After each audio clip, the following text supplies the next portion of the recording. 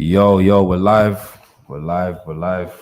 We are officially, after yesterday's craziness, getting here and going through trials and tribulations, ending up in Miami, then going to New York, then going to Los Angeles.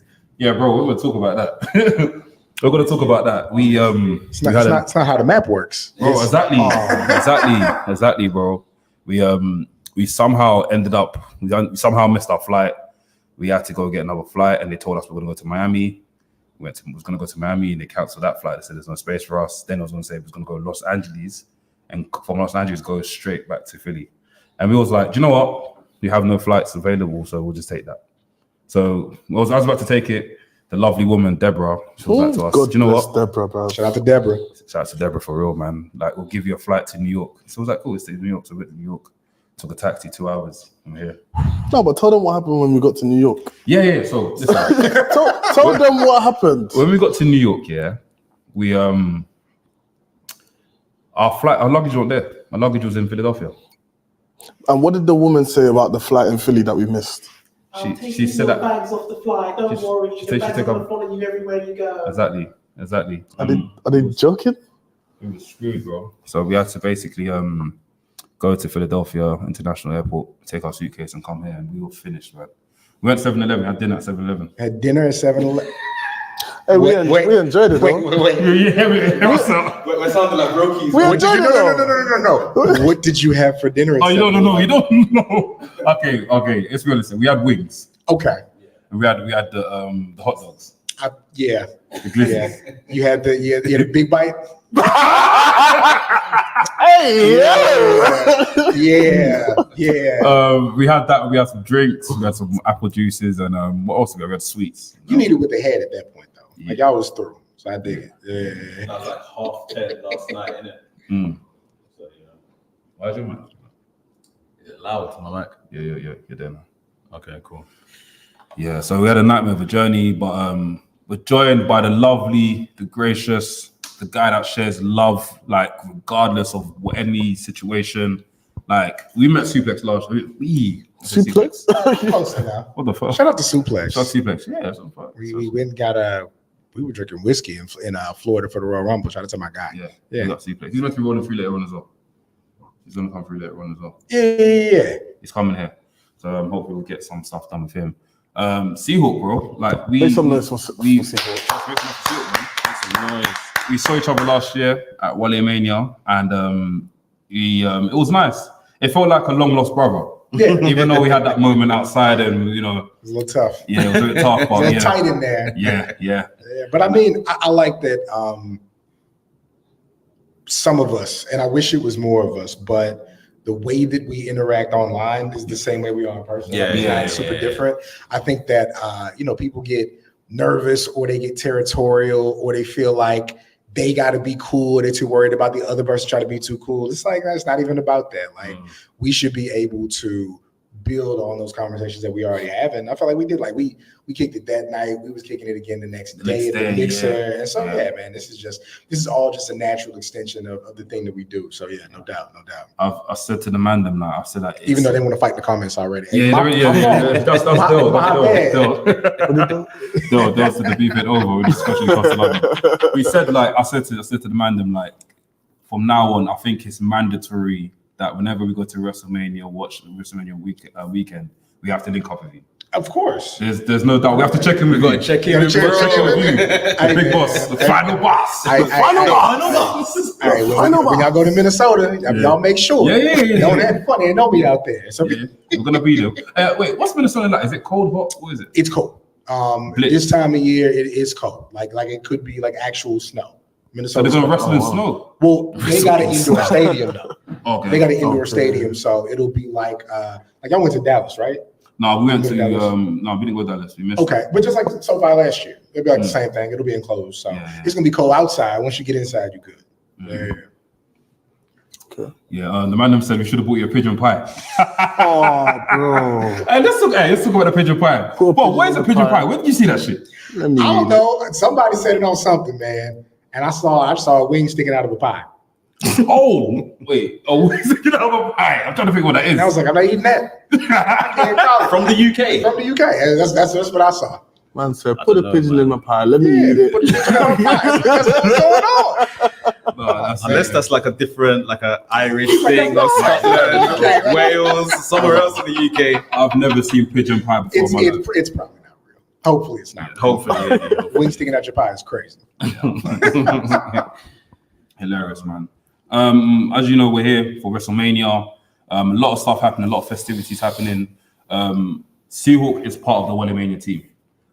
What goes into that? Obviously, we saw you last year working, putting out a lot of strings and, you know, bringing people in and that sort of stuff. What goes into the work at Walemania? How important is it to like WrestleMania weekend now? Yeah, so I'm sorry, bro. Just before we jump into that, just tell the people what Walemania is. Yeah, so Walemania is this really cool mix of hip hop and wrestling.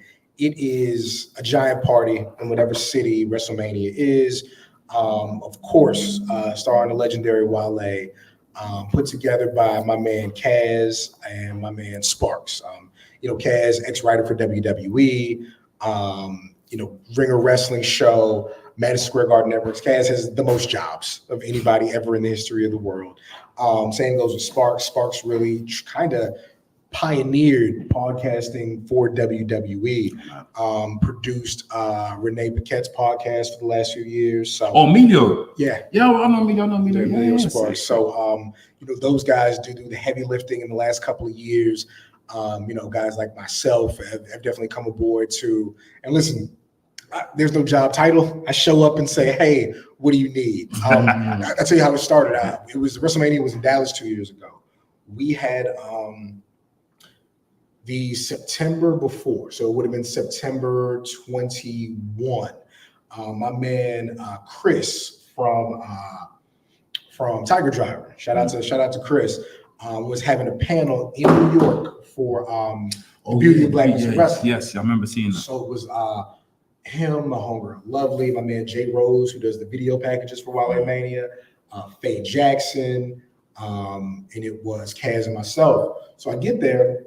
I'm sitting next to Kaz, and we briefly met on the street like once a long time ago.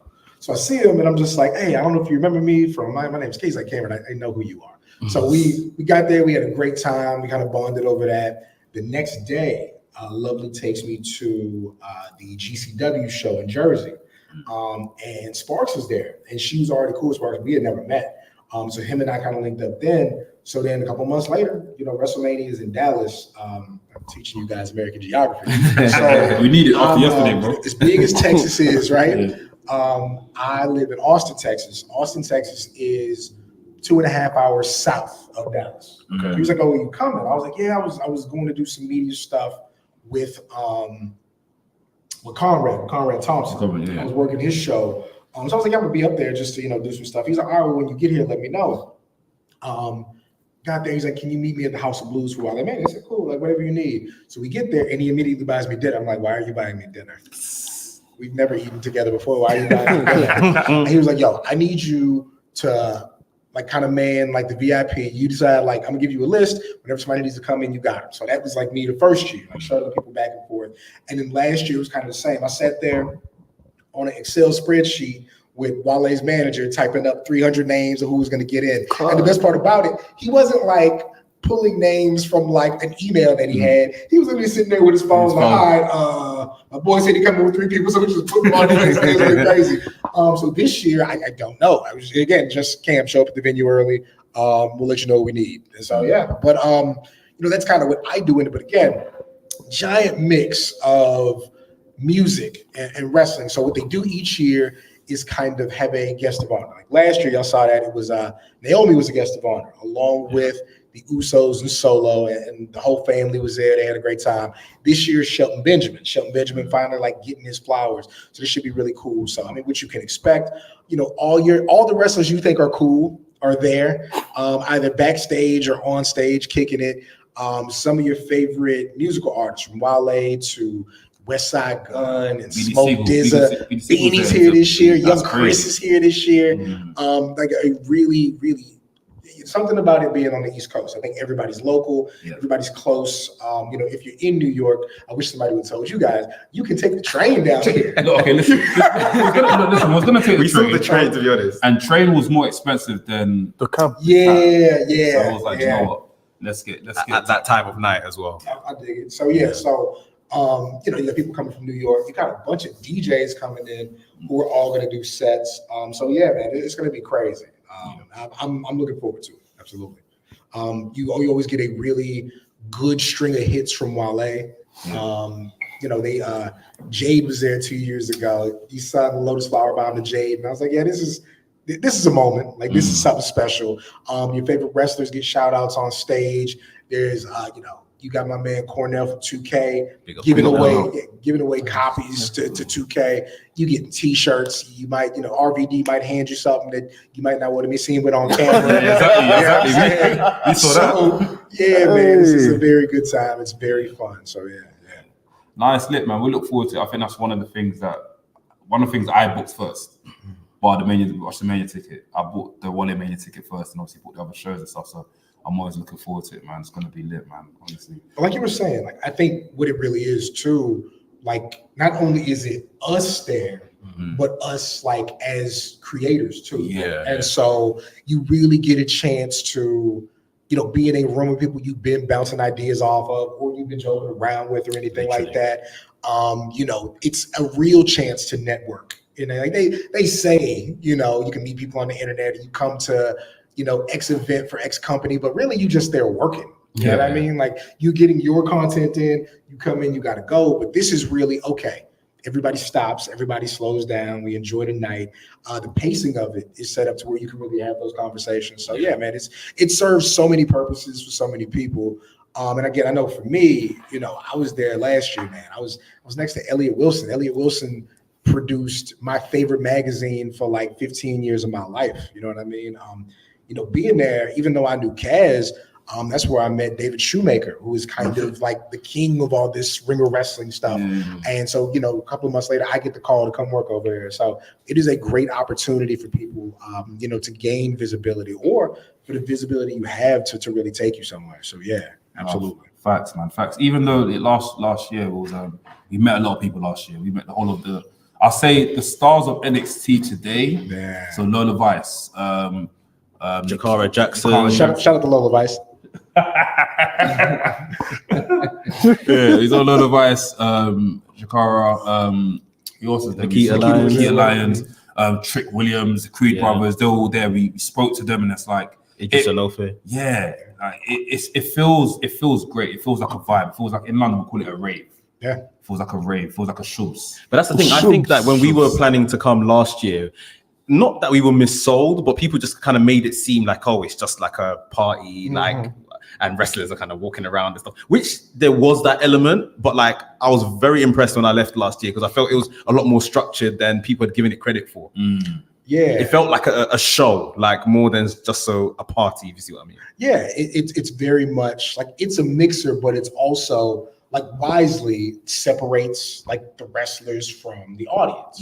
There still should in some ways be that barrier, but again, what I think is cool, like for guys like you, especially like, okay, so 2 years ago, Walemania, like I said, it was in Dallas, and I'm in there helping out, and I see Trick and Melo are there together, and I had never met them before.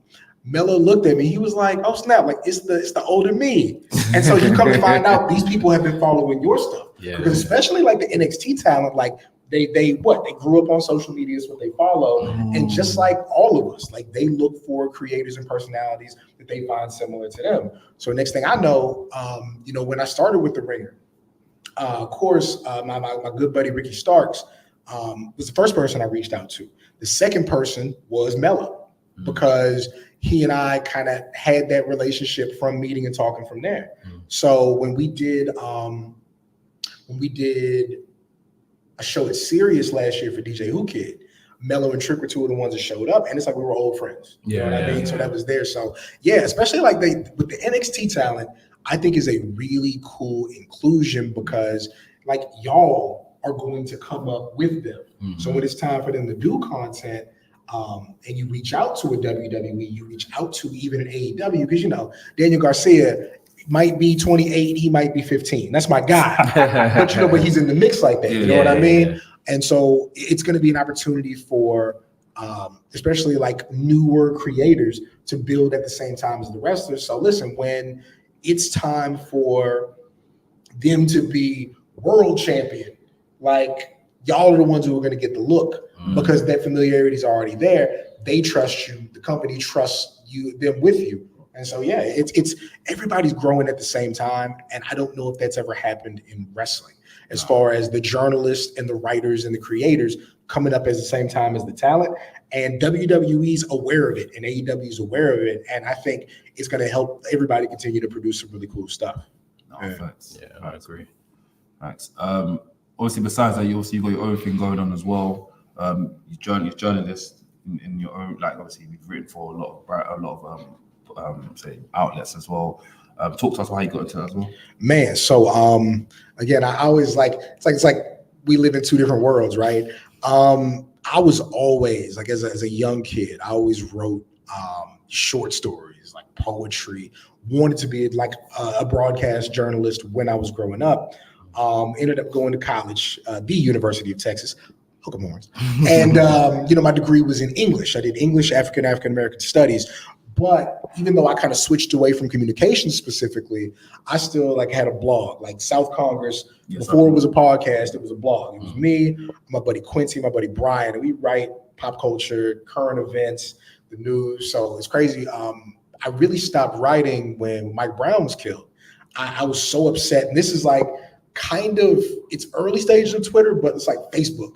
So you were getting paragraphs from people about why it was okay what happened to him. I couldn't keep my hands still long enough to do it. So that's when I kind of shifted to podcasting. But when I really got more involved with the Pro Wrestling Torch, I was writing editorials, and when the world shut down, all you had was social media, right? So you kind of had to go back to writing. So I eventually caught the eye of my man Kevin at Pro Wrestling Illustrated, which I grew up reading that. That's crazy. My mom used to not buy them for me. I used to sit down in the grocery store. It was the food bonanza in Cheyenne, Wyoming. I used to sit down while she shopped, and I was reading PWI, like just on like, man, this is so cool. Kevin reached out. He's like, yo, I'd love for you to write for PWI. So he had me write a piece on Alley Cat, who was a friend of a friend, and then Fansided, DDT.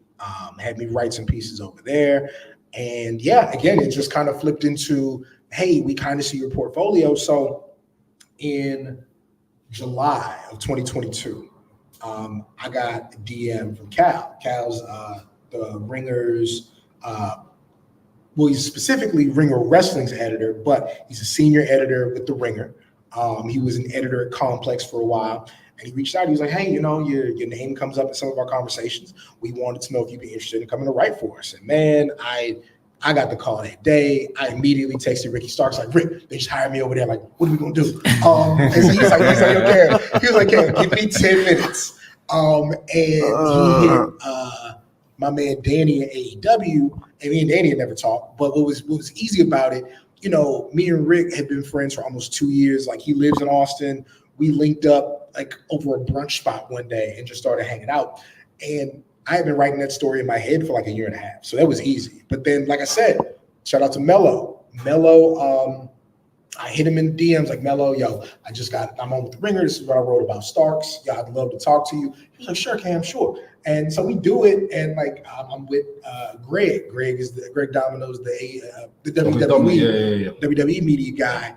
And it just like, I'm not gonna say it blew him out the water. It blew him out the water. She was cold. But again, it was kind of a familiarity and understanding what Melo was trying to do, where it was coming from. And the coolest thing that ever happened. And a lot of people have been really nice. As soon as it came out, Melo hit me. He was like, Cam, like, I did not expect this. Like, you made me look great. This is so good. And I was like, no, this is what we're supposed to do. So it was really something I had always done, but it was just getting the right eyes on it. Shout out to Kevin from PWI and Kevin from Fansided, who were guys who just happened to follow me on social media. Good editors, because we were at the airport and we're at the baggage claim, and there's a guy, and he's kind of like trying to get my attention. Like, hey, what's going on? He's like, yo, your tweets are so fucking funny, man. Like, I was like, okay. And I told Rose, like, hey, we leave, and somebody knows who I am. This is it. It's not gonna get no better. But you know, a lot of people do appreciate the tweets, right? But those guys who work for those publications, they kind of see it a little deeper. They're like, okay, like I see what he's saying past the joke. Yeah. And so that carried. But yeah, man, it just kept working itself out because the right people had eyes on it, and it's been going really well. Yeah. That's it, man. Every year since I've started my podcast, Kevin's come on when he releases the PWI top 10, just to kind of come and break because you always see the discourse on Twitter, like, oh, why is this person here? Why is that person there? So like, I mean, obviously my thing's still growing, but he's always coming and just like setting it out so that everyone kind of knows this is why this decision was made or why the office all voted for this particular star. And I appreciate it because, people need to understand that it's a poll, especially for the PWI top 10s and that. And it's not like just one person's opinion sort of thing. I tell you what, shout out to Kevin too. And really not just Kevin, but also AEW Media and WWE Media. And what I mean by that is, you know, I took it upon myself to try to do stuff for the torch, right? Yeah. A bunch of other people have reached out to publications like, yo, I could work for you. Kevin is the first person I know who was like, no, like there's a lot of black talent out there. Like, let me go get it. Not this person needs to come out to me. You know what I mean? And WWE and AEW have been good about that too. But Kevin's the first person, like, you know, he had, you know, Righteous Reg over there and Candice Cordelia over there. And again, I think a lot of it is somebody like Kevin growing up the same time as me, being a fan like me and getting into a really cool position was like, who are the people who complement the thing that I do? So salute to him for that. Yeah. 100%. That's it, man. That's it. Also, obviously, besides Walemania, what does WrestleMania mean to you from a child growing up? I'm sure you watch wrestling for now. Yeah. What does WrestleMania mean to you? Man, my mom worked 2 jobs when I was a kid. My mom was in the Air Force, but she also had a part-time job. She worked at the US Air Arena where you watch NBA, that's where the Bullets used to play, not the Wizards. That's where the Bullets used to play. But she was an usher there. And so I got to go to a lot of free stuff. One of the things I went to was like a WWF house show. Right. So that's when I first started really getting into it as like a live experience. My parents never took me to wrestling growing up. It just, you know, I gotta go to work or I'm growing up playing sports. There's not really like time to do that. So WrestleMania 17 came around. WrestleMania 17 was in Houston. Some of the guys on my football, 17, X7, Rock versus Austin. Yeah. You saw that live? I did not. Here's what happened. So some of the guys on my football team who were a little bit older than me talked their way into working security. Oh, no way. So I'm talking about San Antonio to Houston is like 2.5, 3 hours. So like on a Sunday, they drove to Houston. We're if you go back and watch Undertaker, Triple H, when they go into the crowd, my buddy Rob Moreno, who actually his family's from here in Philly, my buddy Rob Moreno is like screaming, holding them back, having the time of his life, and was at school the next day. And we thought Rob was the coolest dude, right? And so it's like even though I had watched WrestleMania before, that's when it became tangible. Yeah. Like, oh, this is something we can really experience. So it was, I never went to one. Then Rock came back. To face John Cena, and the girl I was seeing at the time bought me tickets for my birthday. Oh no! So 8th row, like I'm sitting like Bow Wow's right here, Anthony Mackie's right here, and like 8th row outside in Miami, watching Rock Cena, and it was the craziest thing. So next year went to the rematch in New York, then went to Mania 30. In New Orleans, right? So you saw Brock versus Undertaker. Saw Brock versus Taker, correct. Crazy. Everything came to a stop. Everything came to a stop. I can imagine. Incredible moment. So what I'm guessing, like obviously everyone's reaction was crazy, but what was your reaction, Joe? Because I remember I was in university at the time. Me and Dole were watching it live, and we saw that, and we literally, I couldn't believe it. I thought it was an accident. Did it happen? That's what I was thinking. Literally there. Yeah. Did that really happen? Yeah. Like, did somebody miscount? It was the craziest thing. Yeah. We did not where Rollins won the title, but Triple H, Roman in Dallas. 32, yeah. Saw that. I've never been so drunk in my life. So that's the first WrestleMania where it was like really warming up the tailgate. Boy, there was a truck out there. They had free drinks. They had No Mercy plugged into the back of the truck. We are getting it. Like, I got into that stadium, boy. I was in there body slamming people. I snuck into a suite and I stole a football. I was going crazy. But that one was great. So that was like, I think that was 32. Yeah, that was. Where was 33? I think that was it Florida? Orlando, sorry? Didn't go there. Go to Orlando for what? So WrestleMania 34 is when they were back in New Orleans. Yes. Right? So I went to that one. But that's like 34. Roman and Brock.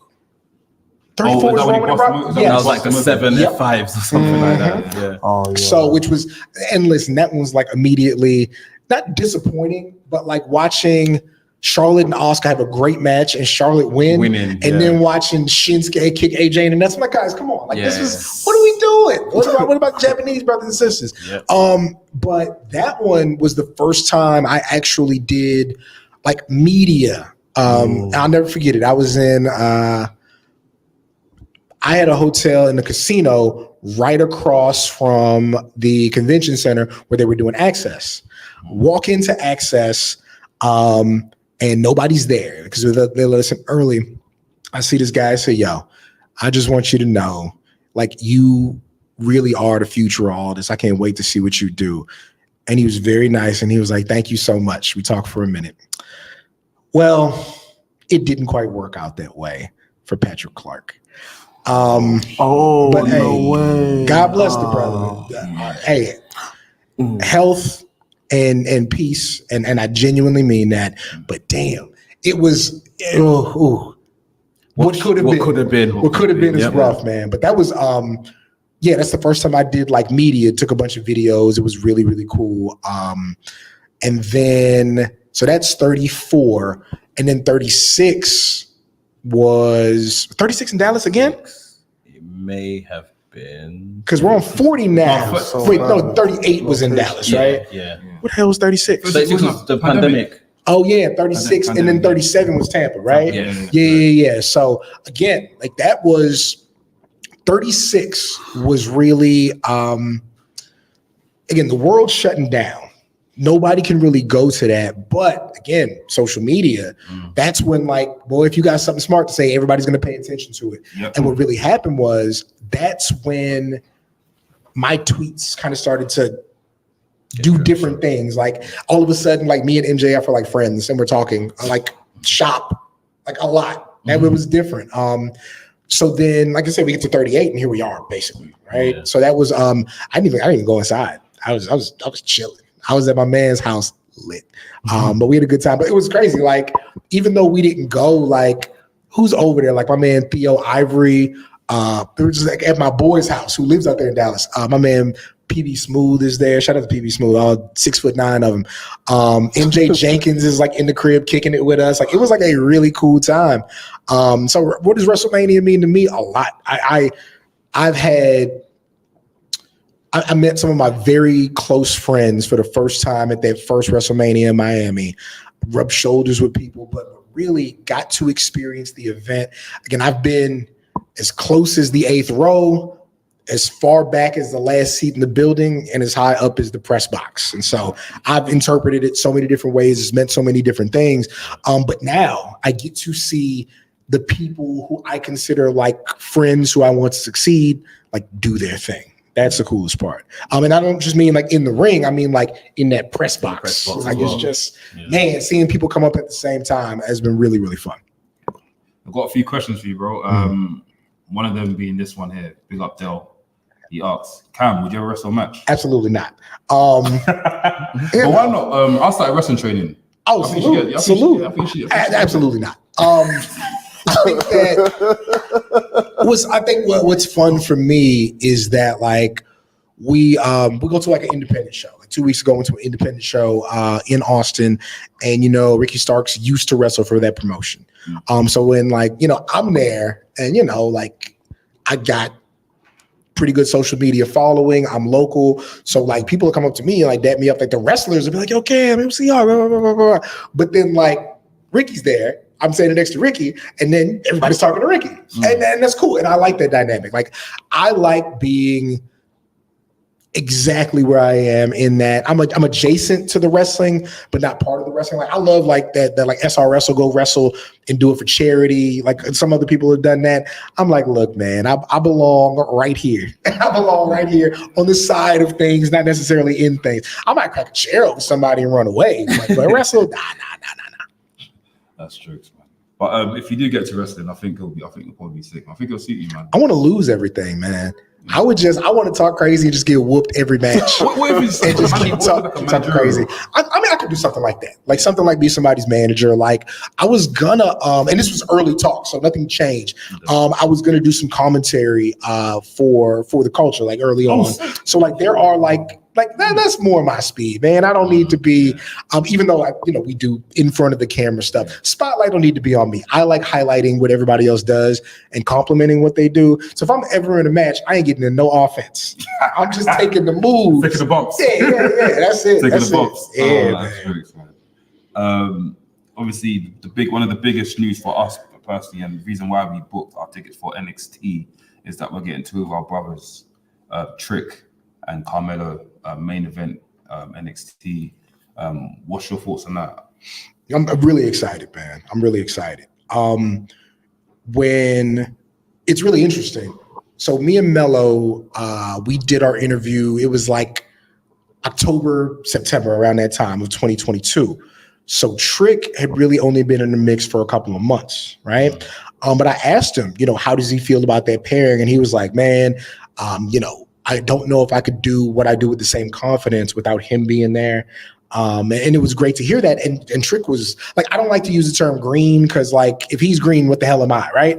But Trick was still figuring this thing out. He was just like really getting into it. And so to know that he had that effect on him so early on is cool. For them to like be together at Walemania, like, they're in an act together. Other acts ain't show up together. Like they showed up and so like that's how you knew like they were boys at the time. And Melo, even though he was new to like television, he had been wrestling 7-8 years. Like he had a match with was it Rey Mysterio and somebody else. Darby Allin. And Darby, I'm like a triple threat with Ray and Darby before I'm signed. Like what is this to me?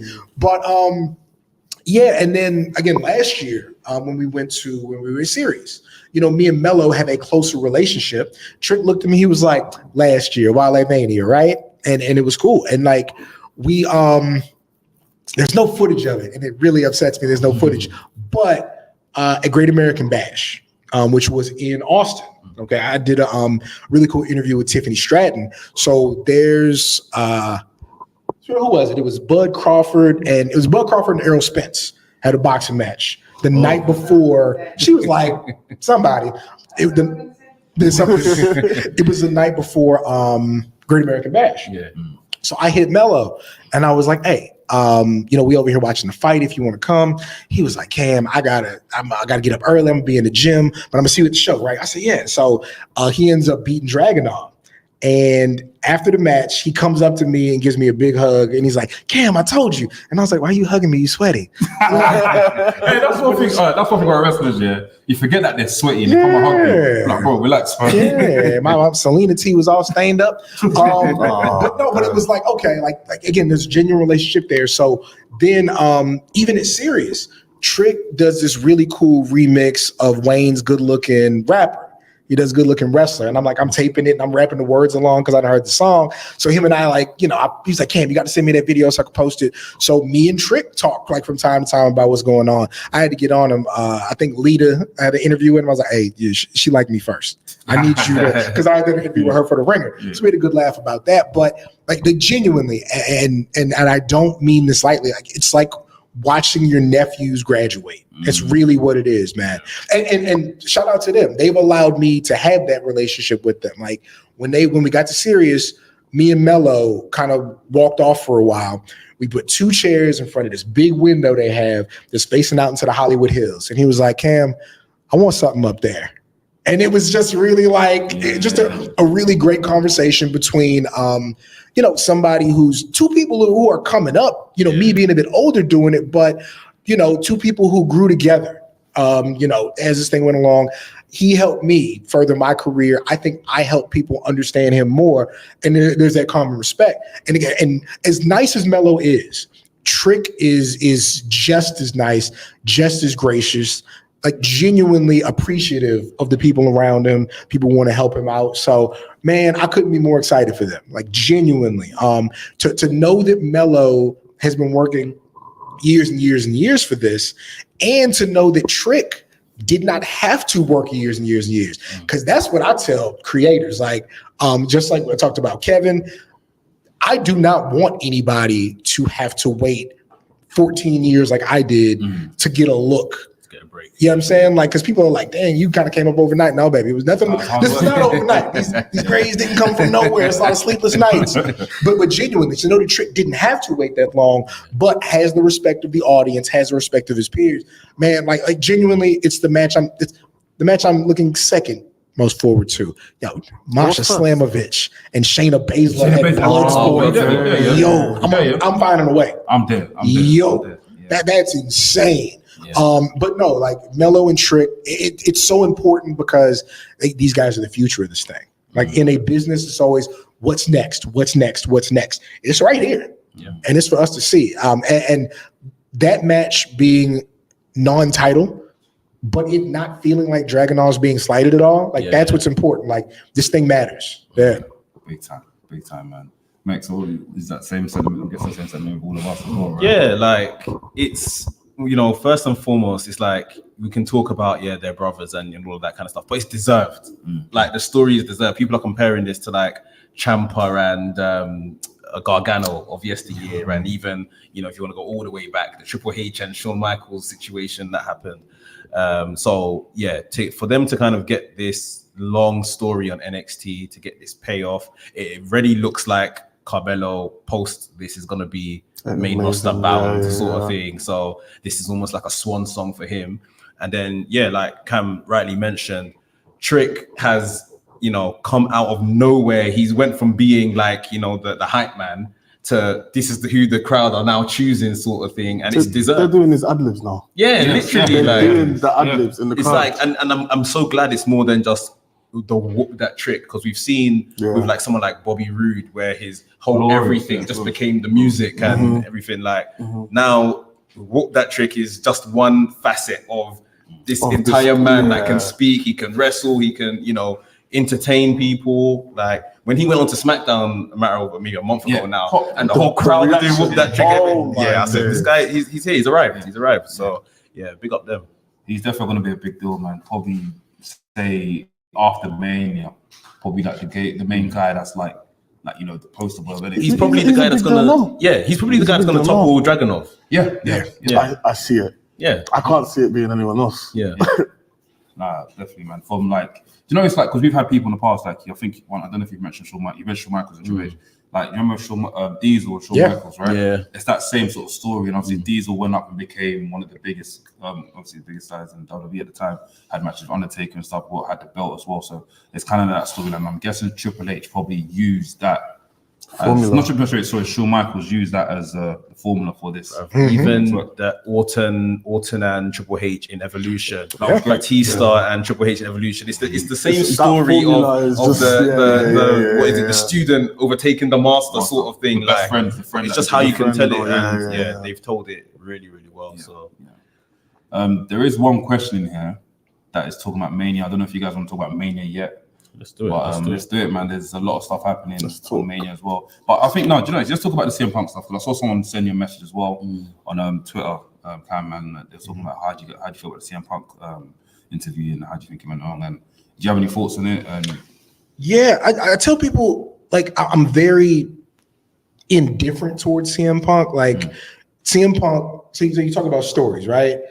I thought that in his short time, like that first AEW run, he was telling a better Clint Eastwood story than Undertaker had been.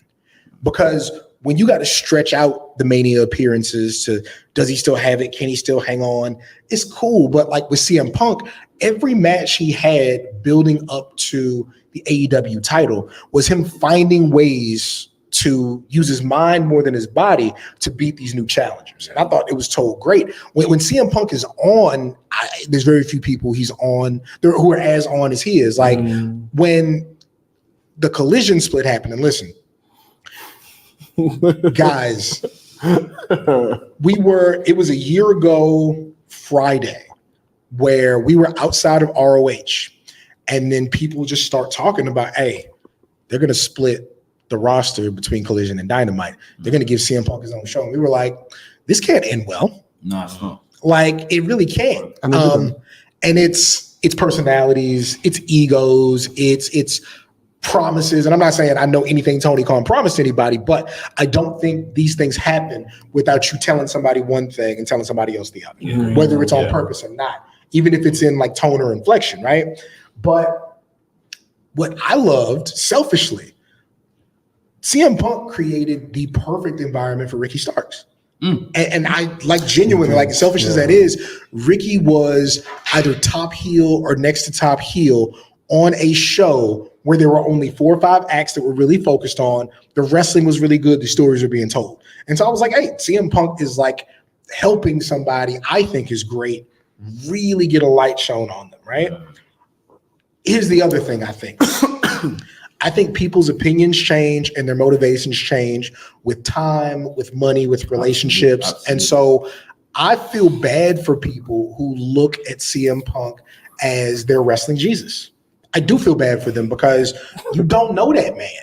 You know what I mean? Like, you don't know him. Sorry, do you mind? Can you say that again? You don't know that man. You don't know him, bro. So I'll tell you what happened. It was September of 2022. It was right after I got the Ringer job. Rose took me out to California to go see Kendrick Lamar. And we were like celebrating the job, right? It was like a $450 dinner. I don't know who paid for that. But so we're out there and somebody posted a picture from, it was either Dynamite or Rampage, right? Or Battle Belt, something. But it was basically, it was right after Brawl Out. Okay. And they were basically, people were choosing sides between the Young Bucks and CM Punk. And somebody was basically like, I could never not choose CM Punk's side because CM Punk supports trans kids, right? And like, look, I support trans kids and trans community. Shout out to the trans community. This is what I said in response. I said, somebody wearing a t-shirt should not be the deciding factor in whether you support them in a work dispute or not. Literally. It doesn't make sense. And this is what I said too. I said, look, wearing a t-shirt is cool. I don't know if CM Punk's donated any money to any of these causes. If he's spoken, no, this is the part that pissed me off. He wore that shirt in Texas. He wore it in Dallas. Like, he wore it in one of the biggest cities in America. He's not taking risks, guys. Yeah. Not with that. He's not. Safe. And again, if that's what he stands for, I have more power to him. But I'm like, yo, you're doing it on TV in the place where you are the safest. Yeah. Like, let's pull up to a rally. Let's go to a protest. Get a little pepper spray in your eyes. Like, that's how I knew I was down for the cause. That shit hurt. It was George Floyd murder protest. Oh no! Yeah, and listen, when cops, I said get off the bridge. Hey, we didn't want to get off the bridge. We got off the bridge. The pepper spray wasn't. Does it just like one spray? And everyone gets it. Yeah, it just sits there in the air. It sits there in the air. It does something to the molecules and shit. But no. So again, none of it was anti-punk. It was that you're taking these gestures, which are nice, and letting you decide you know somebody based on that. Crazy. You know what I'm saying? And so, like, I again, our desires, our wants, our feelings change over time based on experiences, based on relationships, based on money. So my thing was like this: I'm not going to put no stock in how CM Punk feels, because how he feels can change just like our opinions change every time we get new information. What I ultimately think about that whole situation is, look, they didn't like him over there. They decided they didn't like him. When you and all your people don't like somebody at work, Get him out. you gonna get them out. And like, I don't know why that has to be some type of big indictment on CM Punk or the Elite. People don't get along at work sometimes. I'm sorry if you don't get the matches you want because people don't get along at work. It's life. You got to keep going. Deal with it. You got to, like, you know, he was not a great coworker twice. But that don't mean he was wrong either. Like, that's the thing. Yeah. When I'm not doing the wrestling thing, I'm a college advisor, and a lot of times we do these exercises to determine like personality and how we work together. Listen, I'm not details guy. I'm not organized guy. What I am, I'm going to make the people in the group feel good about what they do. I'm going to inspire confidence. I'm going to be creative. Somebody else is going to have to provide that part of it. They had clashing personalities. Now, if you got a clashing personality everywhere you go, maybe it's you, but the guy also brings value to what they do. You know what I'm saying? And so now I listen to what he said on that show with Ariel. Like, listen to the stuff he said. He was like, I don't want to talk about it, but this is what I'm going to talk about. Yeah. Listen, when you say, yo, hey, I didn't hit nobody. Choke him a little bit. Choke him a little bit. And you know, I was like, that's a real nigga right there. Yeah, talk that. So when Joe told me to stop, I stopped. The Jerry came after. Yeah, but yeah, man, like shout out to CM Punk for creating some really dope memories in wrestling. Yeah. Shout out to him for, you know, recently having a really good late game run. Yeah. Again, the stuff he did with Collision, I think that may have done, like that show specifically may have done more for Ricky Starks than the rest of his time in AEW because of why it was presented. And it was great for FTR. I thought it was great for House of Black. Like Club Gold. Well, yeah, it did a lot of good stuff early on, and that doesn't happen if he doesn't cause the issues or isn't a part of the issues that are there. But like, look, again, like I'm not, if you ever seen that movie, The Good Son? The Good Son. Who's in it? All right, so this is like Macaulay Culkin and Elijah Wood when they're little kids. And Macaulay Culkin is like an evil kid. And he killed his baby brother in the bathtub, nobody knows. But at the end of the movie, Macaulay Culkin's mom, so it's Macaulay Culkin's the son, Elijah Wood's the nephew. They got into a fight. It's all going crazy. They both hanging off like a ledge, like to go off into the rocks. You know how every movie has like the ledge with the rocks in the ocean. So she holding both of them. She got a hold of both of them, and she ends up pulling up Elijah Wood because she only got enough strength for him. If in a fictional world, nobody would actually get hurt.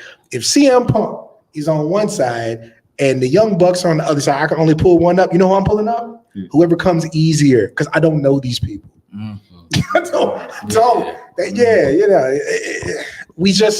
They get my NGLs all day. CM Punk's this, CM Punk's that, and the Young Bucks need to be. Not really. Not really. It's a very good point, because I feel like that's the way a lot of people need to look at wrestling. It's like, one, you don't know these people, and two, this is probably vague. But they don't pay your don't bills, trust wrestlers. Don't put your whole. Obviously, you can trust them if you're like, obviously if you know the person, but don't put your whole faith in, because that's what a lot of people are doing. Because if now something comes out, backstage XYZ happened, they're all gonna turn their back on them, and it's gonna be a lot of dogpiling. Fuck this guy, get this guy out of the country. Hope this guy loses this. I hope this guy loses. Hope this guy dies, because I see it all the time. One thing will happen, and a lot of people come back and they'll say shit. I'm trying to say if it happens to you online. Something probably happened with you. You probably say a take. People don't agree to take. Like, fuck you, Seahawk. Fuck you. And they start sending anonymous messages. We see it, bro. Die, I'm a low die. Kill yourself. What? Come on, man. Hope you lose your job. It was a bad joke. I'm sorry, guys. I'm sorry. I tell you what. Quick one. Nino gave us £10, bro. Hey, see the noise, man. Big up Nino, man. Thank you, very brother. much, man. Hey, that's lit. You know what it's like to find out somebody you were a fan of for 20 years plays nasty backstage politics? It sucks. But again, like I think that, and again, you guys probably have similar experiences, but you're going to have them more. The reason you see me be so nonchalant is not just because I'm a Zen master. It's because I hear things and see things that other people don't. That ain't my business to tell. So that's why I just got to sit back. Like, nope, don't know these folks. Like, it's never exactly what you think it is. Like, just like they say, the very best heels are like very nice people in life. There's something to that. There really is. Like, we don't know these folks. And the sooner you realize you don't know them, the easier these things will be to enjoy. Outside of, killing people and touching people the way you're not supposed to, just rock with whatever you want. But like, if you will drive yourself crazy trying to decide who you like in wrestling based off of the limited things that they do. It just ain't worth it. Yeah. And that's also within promotions as well. We've seen a big increase in like tribalism. Tribalism is basically like knife crime right now. Honestly, knife crime in the UK is crazy. No, honestly, I'm taking it from a person from London. No offense to anyone. Knife crime in the UK is absolutely bonkers. And the way these lot are just literally just going back and forth online and saying shit, and it's like, bro, calm the fuck down, man. None of this stuff is going into your pocket. You're not getting a cut of the Netflix deal. You're not getting cut of the TV still. Imagine people like, and obviously there were like different times, right, on TV. But imagine people fighting over what's better every day. Simpsons, Cosby's, or My Wife and Kids. Oh shit, sorry. That sounds crazy. Can you imagine? But that's what people are doing. That's the point, though, right? That's what people are doing. Like, ultimately, these are paid actors. Without what kind the of fuck? Hey, Relax gave us £20. Y'all cooking. Oh shit! Hey, £20, bro. Big up. Yeah, just imagine people like you're arguing over two things. Like, this isn't like you supporting your local sports team.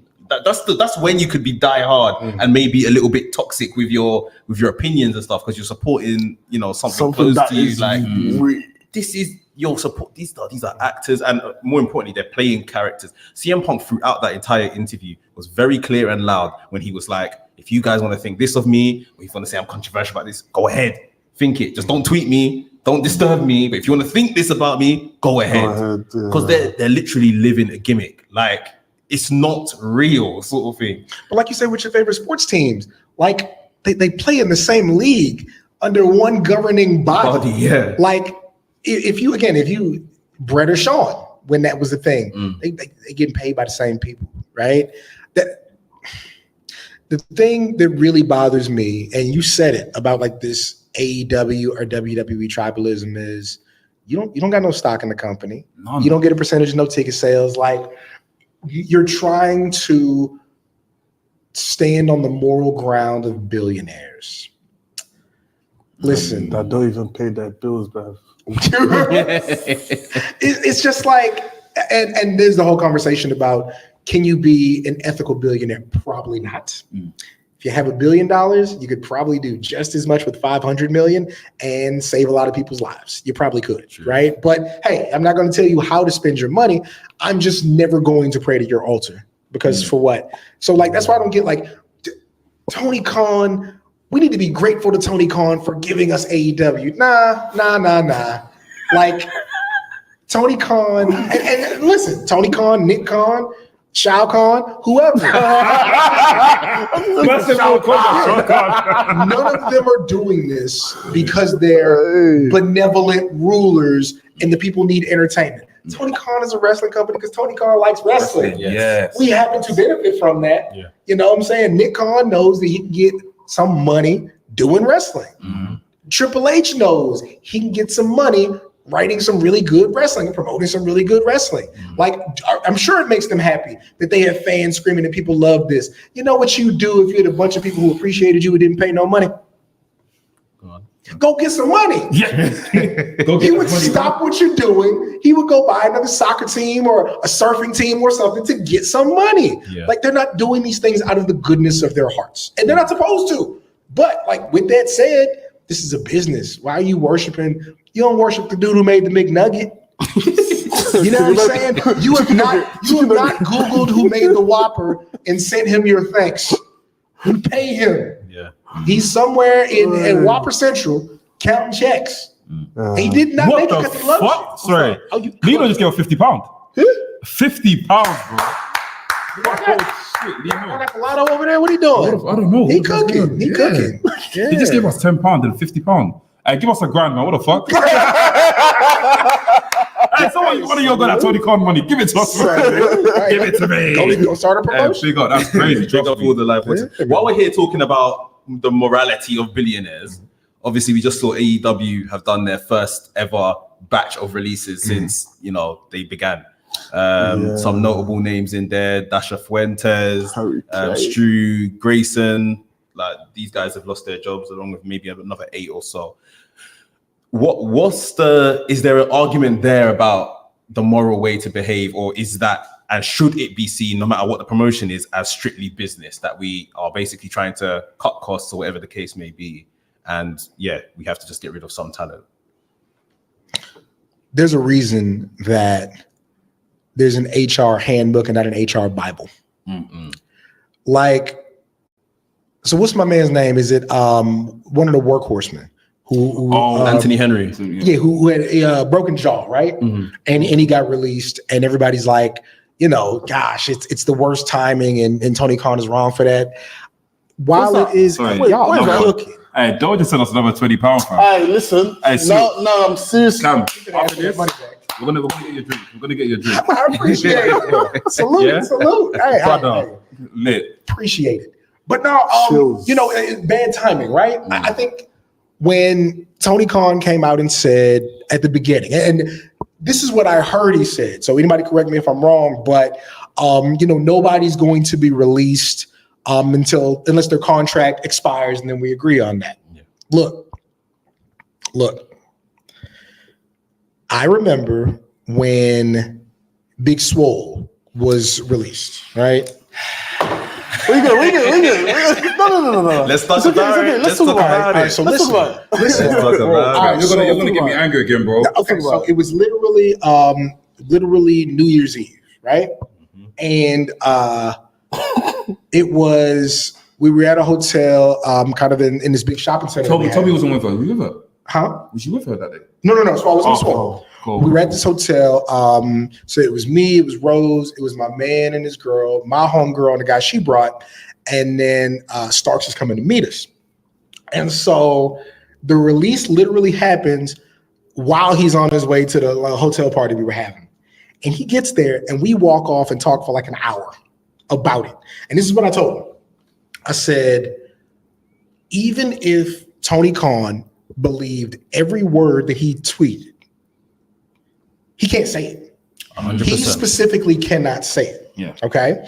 Because what that does is that puts a target on Swole. And listen, Tony Khan, I don't think anybody with $1 billion understands the target they put on somebody's back when they talk about them individually. I don't think they can comprehend it. Like him talking about like Triple H and them, talking about Vince McMahon, that he understands. Big Swole is your employee. Big Swole is not an infinitely wealthy person. Big Swole is a Black woman. Like, all of these things come into play. And Big Swole is kind of the first person to not speak glowingly about her time in your new wrestling company that all the fans who watch all the wrestling want. What's up? Like, all of these things. Bro, it's giving us basically a bill, bro. It's a lot of colors. All right, listen, the chills right now. £100 over here. Bring it out. Max, Ceehawk, I need it, man. I need it. I need the chills. I need it. So Lena and is again, the final boss. Sorry. You're fine. So again, me and Rick talked about it, and I explained to him why I've like Tony Khan can't say this. So on the flip side, when Tony Khan comes out and says something like "ain't gonna be no releases" while somebody's under contract, and for it to happen, same principles apply. You never should have said it in the first place. 100. You're putting too much pressure on you. You're putting too much pressure on the people who work for you, because then you got people who try to justify why you did it because they feel like they got to pray to your altar because you gave them their wrestling, But like, people get fired every day, and it don't make it okay. Like, I think that one thing I do appreciate about the wrestling community, for the most part, when someone is released, there is a lot of sympathy. There is a lot of understanding. They'll buy their t-shirts. You know what I'm saying? They'll grab their merch. They'll come see him at the shows because that does happen. But again, it's unfair to put yourself and your company in that position to where you're not going to release somebody when, you know, listen, man, you can have as much money as you want. You got to hit that bottom line. So I do wonder, and I try to stay out of ticket sales. I try to stay out of filled or not filled arenas. Yeah. Shut up, King David. Woo! Hey, King David my forearm is stinging, but I'll give you one, man. I'll give you one. £10, bro. This is crazy, man. But yeah, there's I lost my train of thought because y'all getting money. So yeah, oh yeah, I tried to stay out of the conversations about like ticket sales and arenas. However, if it's looking like what's going into it isn't what's coming out of it, you see stuff like this. And I don't think that WWE, are you guys on their like communications emails? we get sometimes. We're gonna be on it as of now because we entered it. Every time that they have like a record-breaking stuff, they send an email out to the press, and some of them I put up, some of them just like, y'all just bragging. Like, I don't need to hear about y'all getting all this money. Like the cool ones, I'm like, okay, but like 13th consecutive sell, that's for somebody else. That's not for me, right? But you're not gonna hear them say 13th consecutive half full building, right? Of course, because that's not what a business does. Yeah. So again, I think that when you set up a precedent, like we're not going to release unless, and then you have to release, is just going to lead to more questions. The way you don't put yourself in that position is, like CM Punk said, they treat it like a business. Yeah. You know what I'm saying? Like, and I'll tell you what, while I don't go too far one way or the other about how somebody who clearly does not have good feelings about someone, like what they say, yeah, I've been called a lot of things online. Don't call me a nice guy. Oh no! Don't call me a nice guy. What? Y'all getting it? Oh my god! What's going on? Do I need the other form? Okay, Afro just sent £10. Hold on, I'll give that. He gonna hurt himself. I gotta get the other form, man. Another £5. Just said, bro, this is for Deborah. Deborah's a woman that. Shout out to Deborah. Shout out to Deborah, man. But yeah, you don't listen. Don't call me no nice guy. Say, listen. He's not a businessman. He's a nice guy. Don't play me like that. That's a fine. Don't play me like that. Because that's what I thought was like calling somebody, a bad word is one thing. But dog, there's some vitriol to you not a businessman, you a nice guy. It's sunning him, basically. I'm running I got something coming out tomorrow. I'll tell y'all here. Y'all send more money and I'll tell y'all. This is the place to tell this. Oh my goodness. Okay, so tomorrow for the Ringer, an interview with Seth Rollins is coming out. Oh, amazing. Yeah, man. Seth was a great conversation. So something that I'll probably put it out as a podcast like next week so you can get the full story. Yeah. But basically, we're talking about Stomping Grounds and how, remember, he was on like a tweet spree, like, y'all not respecting us and I'm the best wrestler in the world. Ain't nobody doing what I'm doing. And Will Ospreay has something to say. Will Ospreay was like, Seth is like, I'm the best wrestler as long as I'm alive. And Will Ospreay was like, I'm alive. And he was like, yo, you not even on my level. We got Ricochet over here. Like, what you doing? Yeah. So I told Seth, I was like, hey, so you can't call Will Ospreay broke no more, right? Yeah. And immediately he was like, I never called him broke. I said he never drew no money. And I was like, oh, you talking crazy. But in that, and it's if it doesn't quite make the article, it'll make the podcast. He was like, yo, we salute to him, man. He's getting it. He's one of the very best wrestlers in the world. I'm glad he's at that spot. Me and him got to do it one day. So there was that. But like I literally put in the article, like he used Ricochet, the little brother Will Ospreay. You know what I'm saying? But that's exactly what it was. Like you said, man, he sunned him. And it's like, yo, that's why I think Tony really be getting mad. It's not that like WWE be taking shots at him like our wrestling is good, your wrestling ain't. They be little brother in them. And I'd be like, yo, take his phone because he's about to black out. But again, we saw, and I'm sure somebody explained to him the error of his ways with the Swole thing because it was wholly unfair. Yeah, like regardless of what you think about him, like Swole wasn't even dissing. She was just like, yo, I would like it if things were a little bit more like this, which is a perfectly like perfectly rational thing. And like he immediately turned it into like the most personal attack on somebody who was not attacking him. But like, yo, Punk, that wasn't cool. Like outside of everything, whether you like being over there or not, don't. I'm not a nice guy, bro. Yeah, I'm not a nice guy. You know who calls people nice guys? The guy trying to take your girl. Yeah. That's who says, he's a nice guy and all, but he ain't gonna show you what I showed you. The term that people use to son you in it, and it's like, don't worry, he's a good you. He's a good you. That's it. He's a good you. Nah, man. Don't. I'm not a nice guy ever. That's a fire. It's true, man. That situation there with Swole, like I've never seen anyone just come out and say like you're not a good enough wrestler. Like I didn't get I didn't keep you on because you're not good enough wrestler. That's very crazy to say after you hired her.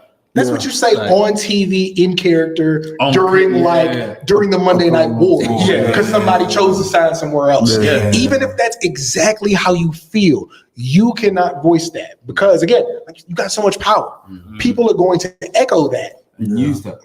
Yeah. We've seen happen with a lot of leaders. Obviously, I don't want to compare it to certain leaders, but we've seen happen with a lot of leaders. People take that and use that as power and just go ahead with crazy shit. But on the positive side, WrestleMania is this weekend. I am gassed. Did I say we wasn't going to come?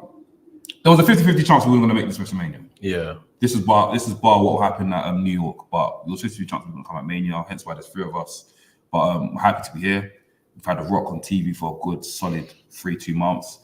And he's been absolutely exceptional. We've seen him whip Cody Rhodes backstage with the belt, seen him make Cody Rhodes bleed, seen him come up with a new theme. Listen.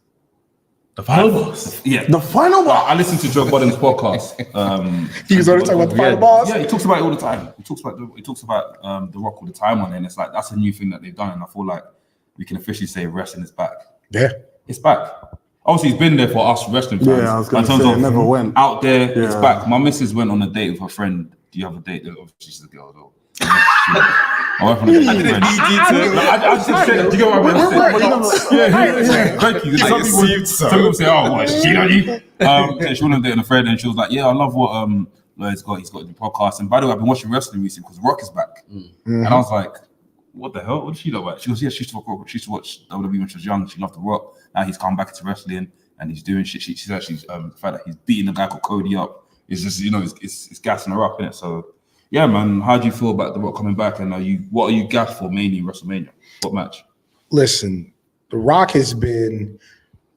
I talked about WrestleMania 17. Listen, WrestleMania 19. Show my age. My senior year of high school. Right, and so Rock and Stone Cold, Rock and Stone Cold 3, but that 3 months of Hollywood Rock, it was just he's just such an asshole. He's a great heel. He's a heel. Yeah, but now what's really interesting. So you look at his trajectory, right? White meat babyface doesn't really work. Goes heel with the nation, starts to get his edge. Brief face run right into corporate rock, which is really good, but. Every time, and especially with Hollywood Rock, which I think is just his best work, there's this comedy attached to it that was, while always good, you were wondering if you'd ever kind of get it just played straight.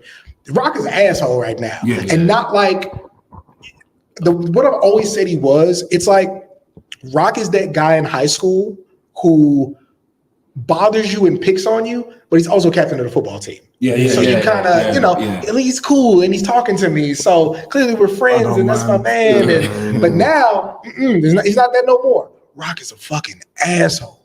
And he's dead serious. He's in complete control of what he's doing. And he's embracing the idea that there's this part of the audience that does not want to see him succeed. And he's really into it. And it's so good for Cody.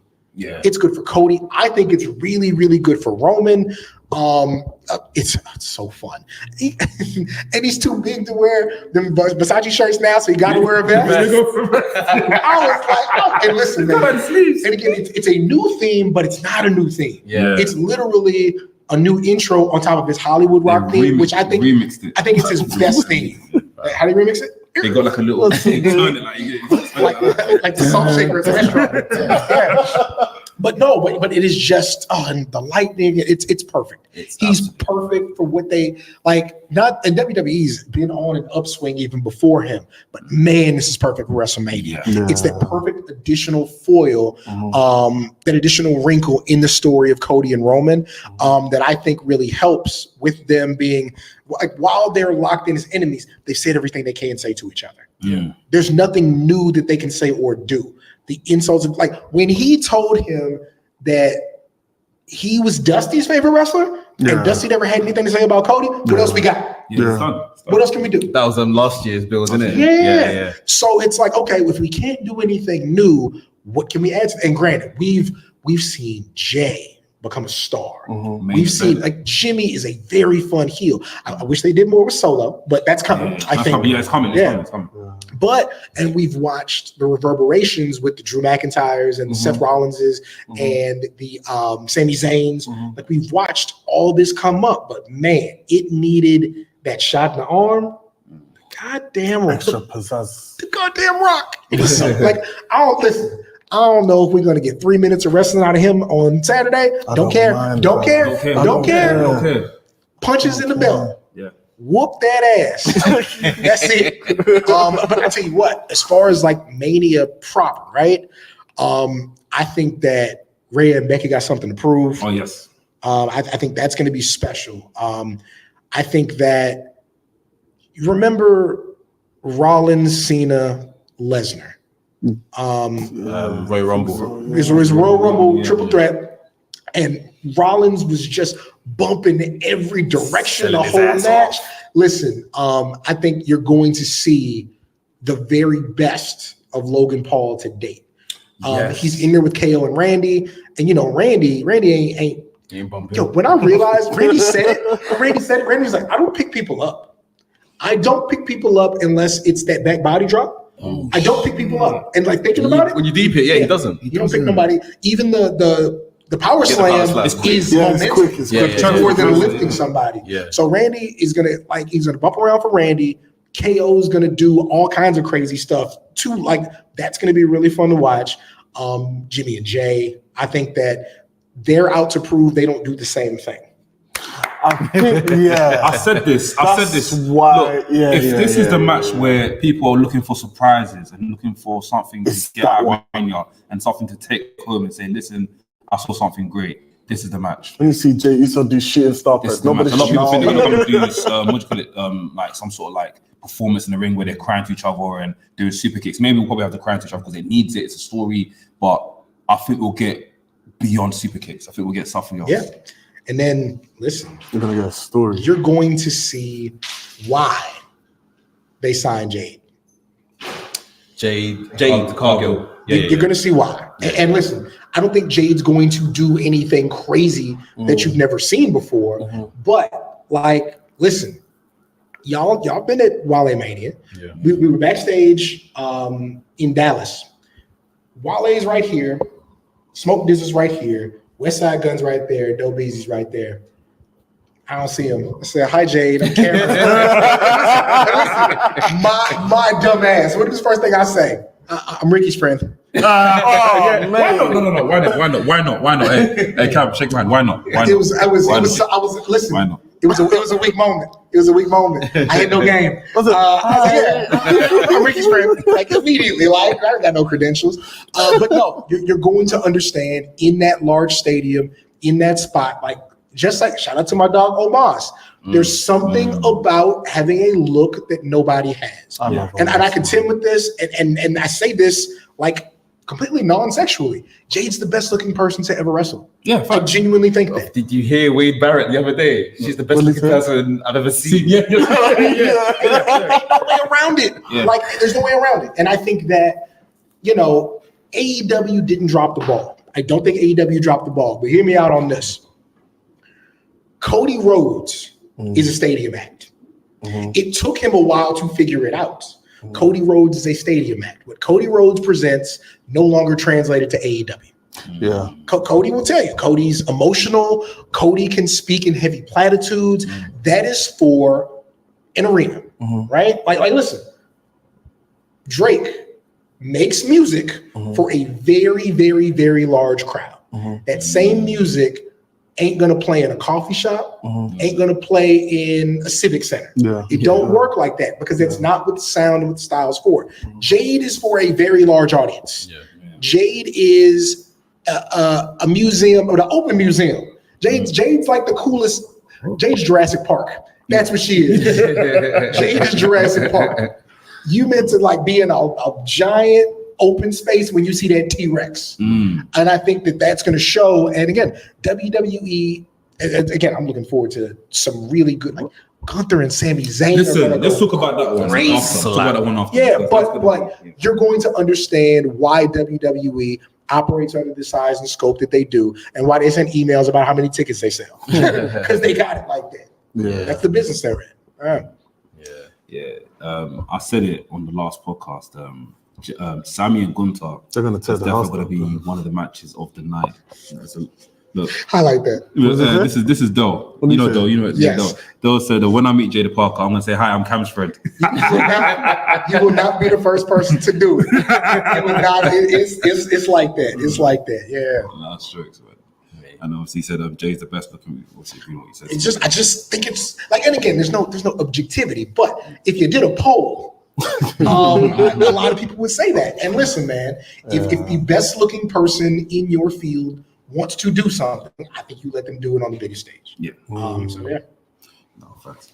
I think it was just perception of her leaving AEW, which was like, this isn't good, because she was already like that mainstream person for them. Like, and then she's gone over to WWE. She hadn't even really done nothing till the Royal Rumble. They've already put her out there in that capacity. And then it's the same thing I say about perception of WWE not now being able to sign the likes of Mercedes Moné, Okada. Like, it's just a different, the two companies are clearly going after two different things at the moment. But with Jade, you can see with her entrance, it's WWE superstar now. And it's not to say her entrance at AEW was rubbish. It's not. It's just now it's just WWE superstar level. Like when she came out the other day. Same with what they've done with The Rock and the whole different camera angle. I can't remember if we've had a camera angle like that when someone's making an entrance. Wide shot from way back and just sit on it. Like, and man, I tell you what, if WWE feel how you want to feel about match times, you nerd. But they've made a concerted effort to shoot things differently. It just feels bigger. That shot, what was that? There was a shot coming back from commercial break. It was either the Candice LeRae match, Ricochet match, or somebody, but they basically take the camera from the entrance ramp all the way around. The long shot, the long and I'm shot. like, yo, it feels so big. Ricochet and McDonough, I think it was. But Ricochet and McDonough. Yeah, absolutely. Even the whole shot of like we've had the Rollins one. The Rollins one. That was crazy. They had I think the first time you saw it was of Miz and R-Truth, and I call it the Martin Scorsese Goodfellas wide tracking shot. Do you remember there's a scene when they're going through the back and they end up on the dinner table? They've done that for the Miz and R-Truth. And when I first saw that, I was like, wait, is the camera gonna cut? They can't be going through Gorilla, seriously. And they went through Gorilla and they came out and the camera pivoted around and it was straight. I said, listen, this kind of scares me because obviously Netflix have a certain type of camera. They've got a camera list that you have to basically use in order for you to submit your film. You can't just film on any camera. You can't film on a Blackmagic and just give it to them. They need, there's a criteria. Particular look. So I'm guessing when they move to Netflix, the production's going to be 10 times crazier. We'll probably even get ref cam again. Ref cam. Honestly, bro, we'll probably get ref cam again. Switch to the ref cam. Honestly, bro, like it's going to be absolutely immense. I think the pyro is going to be even scarier. Like I'm ready for it. Trust me. It's gonna be like trumpets, bro. But that the amount of effort and time that's been put into production, I think for both companies, because I've been watching AEW as well and seen the stuff they also know using that wide angle as well. So both productions have been doing well. I'll tell you what, like just like you said, they've you had Jade for so long, and they haven't done X, Y, and Z. Why did somebody hit me saying Mercedes Moné's been there a month and she hasn't wrestled yet? What gives? Guys. You know why we say that? Let's talk about that. I think, the reason why I'm saying this is because because obviously we know what Mercedes Moné is capable of, and we've seen the likes of, not trying to compare, but we've seen the likes of Okada coming, we've seen the likes of Will Ospreay coming, and obviously they've had the matches announced the week after. So immediately I thought that cool, Mercedes Moné was going to come in, she probably had that face off with Julia Hart, whatever. Then next week we got Mercedes Moné versus Julia Hart, Captain Rampage. You know that what Excalibur does. But we've gone like 3 weeks without 20 matches in 15 seconds. Yeah. So we thought she'll probably come in, have one promo, whatever, and do a match. But she's come in and she's been on commentary. And no offense to Mercedes Moné, we love Mercedes Moné. I think she's great. But I feel like talking is not one of her stronger points. So you bringing her to the ring to come to talk on commentary and come to talk in the ring doesn't really benefit us. It doesn't really benefit her. Rather than you just said, you know, cool, we put her in the match. Even if it was a thing where she was like, she just came there. I don't even know, stood in between. I don't know. It's a difficult one because it's like she's a big star that you're probably paying big money to, and then the first rollout, the first outing you want to give her in a match, you probably want it to be on pay-per-view and pretty meaningful. You want to build towards it, but rightly, like you're saying, like they've got her doing stuff right now that she's just not synonymous with. Like so, it's a bit, and we're weeks out from the next pay-per-view, so it's like, when are we going to kind of see, you know, her wrestle? Is it going to be before this pay-per-view or in 3 weeks' time? They're going to have her get out the car. She's going to come out in a really fly outfit. She's going to come to the stage. She's going to hit that one dance move that she got. I'm glad y'all leave it hanging on that. That one dance move she got. But you're right. They do. It's a conundrum. There's sticky one. Okay. Pause. So you talk about WWE. WWE figured out how to do a Ronda Rousey promo for her final match, and that was pre-taped. I was so vexed and about it. Finally figured it out. But it was brilliant. Great. They finally figured it out. So I tell you what, there is a stubbornness. There's a stubbornness that I think both companies have when it's like, no, this is what works. We know who this person is. I think with her, I'd still wait for the pay-per-view, but I would not have her come out every week talking in extended segments. It doesn't do her any favors. And this is not the audience specifically that's looking forward to say a bunch of stuff. They want the matches. So if you're not going to give it to them, there's no reason to tease them. But you're right. They definitely did. Okada and Ospreay immediately were like, no, we're getting to it. We're getting to it. So it does something strange when, and again, Mercedes Moné is probably the most successful American female wrestler ever. Maybe. I mean, there's obviously the likes of a Charlotte Flair that's got like 14. And I would give her the WrestleMania main event, even though Charlotte has one. But I also, when I say American, I would also give her credit for international. And figure that in. But like top 5, you'd say, right? No, she's way up there. You can't normalize Okada and Ospreay and not normalize her. But what's the real problem? Okay, you gotta say WWE first and then say AEW because people will say you choose the sides. Tribalism. It sucks that maybe the best Raw of the last 10, 15 years. I tell you what, Rollins told me straight up, I think this is the best Raw I've ever been a part of. The one from 2 weeks ago, right? It sucks that the best Raw in the last 20 years had a 30-second women's match. It sucks, right? Flip side, it doesn't matter what woman AEW signs if you're still only going to do one match a show. Correct. It doesn't matter. Like, because you aren't changing anything about how you're treating that division. Even if like there are all of a sudden more contenders or the segment's a bit longer, gotta have more than one match. You just have to, not just on the pay-per-view. And I understand. If the person in charge doesn't see value in women's wrestling, you're not going to get a lot of women's wrestling. I think that that's pretty clear. But it's also like, okay, so I got friends who work there. And the counterpoint is there are people who do work backstage who see like, actual value in Athena only being on ROH.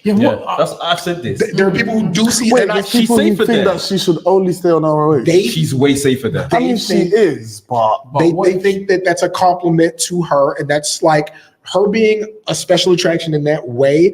They think like preserves her as a star. It does. I don't agree. I understand the argument. You know what I mean? I get the argument.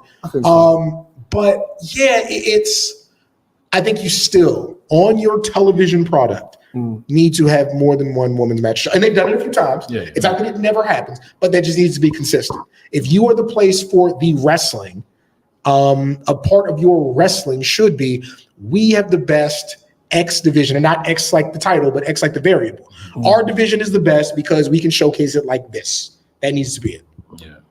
Well, it's mad because it's like the inconsistent. You can just see inconsistency from top to bottom. Whether it's the booking, whether it's this rollout with Sasha Banks, whether it's Mercedes Moné. Sorry, like I don't know. Because even in the last few weeks that she's been on TV, I'm now really struggling to think. There might have been like a backstage segment, but Toni Storm, the champion, where has she kind of gone in the last 3 weeks or so? It's inconsistency from top to bottom, isn't it? So it's a shame. Yeah. Adding on to the Athena stuff as well, like obviously once she's done a Ring of Honor, because I'm guessing, I don't know if she's probably going to lose the title this weekend. But I hope not. I hope not.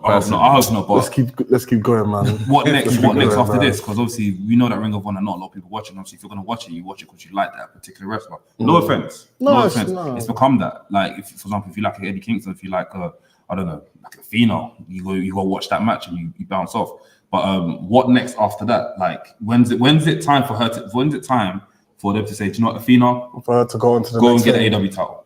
Because if we're now going to not shelf her, but put in Ring of Honor, what's the point? But she's one of your best. She's one of your best wrestlers. But this is the thing: do you now want her to leave ROH and go? She's a star in ROH. She's doing very, very well. She's the star. She's the star. Yeah. So if she now comes over to AEW, where this is so inconsistent from top to bottom, she has to go for the world title and do the same thing you done ROH with the world title. But do you not feel like the way the division is being presented is going to hinder how she looks? In what, that she's just Ring of Honor? In terms of her being a star. Does that make sense? Yeah, if you bring her, if you put her into an ecosystem that already doesn't have like predators, that just kind of is there. But like we said, so okay, cool, fine. We know AEW fans love wrestling. They love their top five. Absolutely. They love 5-star matches. So what I'm saying, if you now bring her in to this fold and she wins the title and she's doing the same exact stuff that she's doing at Ring of Honor, is that not the upgrade? And I'm sure she'll probably elevate as well. It is, but then at the same time, now remember that we've got rankings and stuff like that. She has to win a certain amount of matches before she gets there. And we know they don't stick to the rankings. There's Toni Storm. No, obviously, they'll use the rankings however they want to kind of push whoever they want. But there's the Toni Storm. There's a Mercedes Moné that's obviously just come in. There's a Jamie Hayter that's probably soon going to return, and people want to see her, come back to the top of the mountain. So, like, will Athena actually make it up there? Does the guy that's in charge deem Ring of Honor as her ceiling? Because let's not forget that this is where she began in AEW, and it was eventually moved down to things. She wasn't worthy of the TBS title, let alone the world title. Reason why. No, that's cool. But I mean, it's just the facts of the matter, innit? It's just the facts of the matter. It's like she was here in AEW. We moved her down. She's had brilliant success. She's carried the show. Now, does the man that's going to that saw her here initially anyway, can he see that same value and bring her back and treat her, as she should be treated? I don't want to say this, but the only thing I can kind of liken it to is maybe someone being on SmackDown or Raw, then being sent down theoretically to NXT, coming back up, and there's been no improvement, or they're just in the same place they were when they first went back down. It's almost like there's no... Exactly. And he had a good run in between of the whole Nigeria gimmick and stuff like that. And he's back on main roster now. And first time in weeks he was on TV was a couple weeks ago, and he lost to Andrade. where did all of that go? It's almost like it didn't happen now. Yeah. So if we now have this with Athena, we're going to be asking ourselves.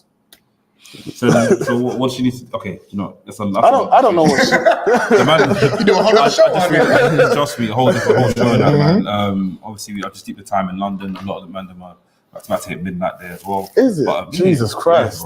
Ceehawk, man, thank you very much for coming on, man. Honestly, Appreciate it's been a pleasure, man. Oh no, it's love, man. It's love. Again, I love that we all linked up the way that we did in the environment that we did. And again, you know, it's you always see these things like how many social media friends do you have that you actually stay in contact with? It's like, no, I people I'm really talking to, it's like, because I respect what they do, appreciate their conversation. And I told you this a bunch. You know, I'm jealous of what you guys have. You know, shout out to my boy Peanut. May he rest in peace. You know, we used to do like our podcast in person all the time. He would come over to the apartment. We finally lived in the same city. We would go to like my college and record. We did all kinds of stuff. We did a couple of live shows at like cool places in Austin. And, you know, even when the pandemic started, you know, we were living together so we can get together and do stuff. You know, when he passed away, it was kind of at the same time a lot of this changed, or a lot of people were doing like Zoom podcasts and stuff. And I'm like, it's while they can be great, they're so impersonal and you don't really get that experience. So I love watching you guys every week get together. It reminds me of college, like arguing on the couch, you know what I'm saying? In like a healthy way, but having that. So nah, man, I love being a part of something like this. Like this is like going to be my favorite thing this weekend. I appreciate that, man. Because it's just like, this is how it should be. This is how we should experience things. It shouldn't all be arguing with people with anime avies and AEW for life, WWE Soldier 12. You know what I'm saying? It shouldn't be that, because there's just something personal and genuine about being able to have these conversations in a way that, again, when you out here getting money, I'm gonna get me some money. And it's not because we're saying the craziest things or having crazy takes or dressing up crazy, nothing like that. It's because people know they can come to us for real conversation, you know, real ideas, and in some cases, real solutions to the things we want to be better. So yeah, man, thank you for letting me be a part of what y'all do, man. For sure, man. For sure. We had you at the top of our list as soon as we planned that was coming here, so it's only right, man. Obviously, Del couldn't make it, and you know, I think you have more to chats with Del as well. But it's love. But it's love. It's all love, man. It's all love. But I think next time we'll probably catch you at Walemania. Yes, sir. We'll see you there, and hopefully we catch you at WrestleMania as well. Absolutely. And yeah, man, it'll probably be a great weekend. Looking forward to it, man. And please, Ceehawk, but when you're in, are you coming for All In? Hell no. Hey, listen, we cool, but it ain't changed that much. I don't think I'll make that trip, man. Cool. But if you ever do come to London, let us know, man. Please, we'll look after you, man. We'll take you to the spots. Obviously, there won't be any Jack boys waiting for you. I'll hold that. It'll be fine. Yeah. We might be going. Sure. Yeah, when you come to London, give us a shout, man. We'll take you to the spots, man, and that sort of stuff. Absolutely. But yeah, thanks for coming down. Appreciate you guys. Make sure you like, subscribe, on the video. Also, Lino's dropped another £4. Lino, please save some money. Del just said he said he's come to Texas. You know Del from Texas, right? Yeah, holla at me. Listen, my birthday's in December. Like, holla at me. Perfect. We'll make it happen. Yeah. Quick plug, by the way. Hustle Wrestling on the 16th of April is a steel cage match. We're going to be there commentating. So, guys, make sure you pull up to Hustle as well. Tickets in the bio. Go grab a ticket. Come watch us commentate and host a show, and also watch the steel cage match. The first steel cage match in Hustle history. When you come to London, we'll take the Hustle show as well. That's a bet. Shout out to Red Pro, man. Shout out to my dog Hyon. She been over there killing it. She's back in the States right now. Yeah. Shout out to my dog Stephen Wolf, who's over there for a minute representing Texas. So yeah, for sure. Yeah, definitely. And guys, link in bio as well. WrestleMania is this weekend, so you know what time it is. Get your merch game up. There's a link in the description. Obviously, we'll drop the discount code in there as well. I'm guessing it's the same 40% off and 20% off as well. Get the discount code, so guys, make sure you guys will grab a wrestling tee. And yeah, this has been episode 218 of the Wrestling Podcast. I've been Anafi. I've been Ola. Max. Cam. And this has been the coolest wrestling podcast in the world. Go tell your mumsy, tell everyone in the world, tell your cousin. Yeah, tell everyone this Sunday. Tell everyone that this Sunday is WrestleMania and the Mandem are in the city of Philadelphia. We'll catch you guys in the next one. Love and peace. Love. Sounds great.